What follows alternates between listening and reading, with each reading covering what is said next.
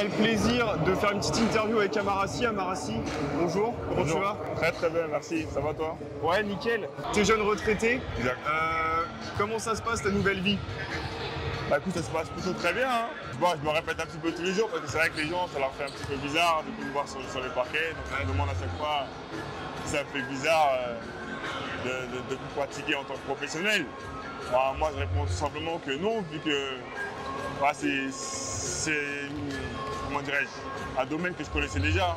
Le fait d'être dirigeant, parce que je suis président du club de Cergy depuis 2017 maintenant. Donc la transition, elle se fait tout naturellement. Et bon, pour moi, je suis comme un poisson dans l'eau, parce que j'ai quand même l'habitude de gérer l'humain. Ouais. On a quand même un club à près de 700 licenciés à Cergy. Aujourd'hui, être dirigeant au Paris Basketball, c'est une transition qui est assez simple pour moi. Forcément, ça rajoute une charge de travail supplémentaire, plus de stress parce que les enjeux ne sont pas les mêmes. Ouais. Mais j'ai la chance d'avoir une petite expérience, on va dire. Ok. Et du coup, tu viens de le dire, tu as pris une place dans les bureaux du Paris Basketball.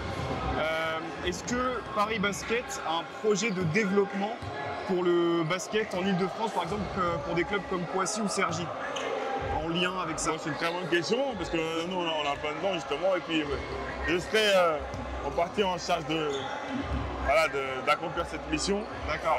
Parce qu'il y a quand même un gros vivier sur l'Île-de-France. Donc il y a beaucoup de choses à faire, et puis nous, Paris Basketball, on va essayer de faire en sorte que les clubs se rallient et se donnent de la force mutuellement, plutôt que de se tirer dans les pattes.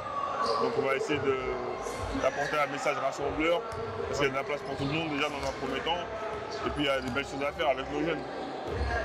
Je vais te poser une dernière question. Cet été, le Paris Basket a décroché une wildcard pour l'Eurocup. Est-ce que tu peux nous expliquer un peu plus le projet du Paris Basket vis-à-vis de l'Eurocup et peut-être l'Euroleague comme c'est prévu d'ici quelques années? Le projet est clair depuis le début. David Kahn ne s'en est jamais caché. L'objectif, c'est de faire de Paris une place forte sur le basket européen. On a la chance d'être à Paris. Si on avait été ailleurs, je ne sais pas si c'était une blessé par ça. Tu m'as compris. Si on avait été ailleurs, ça aurait été beaucoup plus compliqué. C'est vrai que ça facilite la tâche d'être sur Paris. Aujourd'hui, on décroche une wildcard pour participer à l'Europe. Donc on va faire de notre mieux. Même si on sait qu'en championnat ça va être compliqué aussi, sur les deux tableaux. Il va falloir confirmer parce qu'on a quand même une revanche à prendre par rapport à la saison qu'on a commencé l'année dernière. Pour montrer un autre visage. Tout va très vite.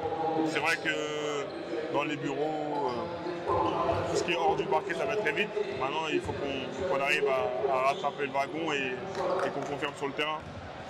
Merci Amara, c'était un plaisir. À la prochaine, j'espère qu'on aura l'occasion de se recroiser. À bientôt. Salut. Longue vie. Hein. Merci. Allez, ciao.